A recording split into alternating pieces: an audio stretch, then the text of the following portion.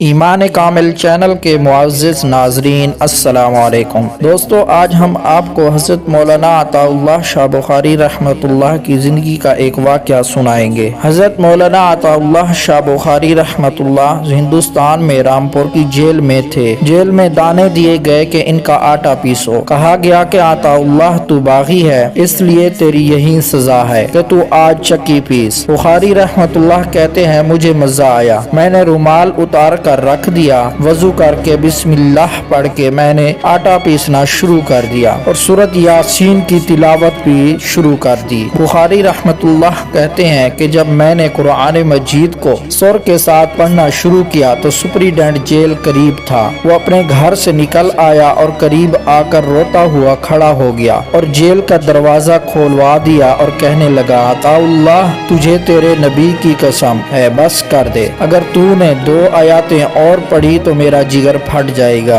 اللہ پاک ہمیں بھی قرآن مجید پڑھنے اور اس پر عمل کرنے کی توفیق عطا فرمائے۔ مزید ایسی ویڈیوز دیکھنے کے لیے ہمارے چینل کو سبسکرائب کریں۔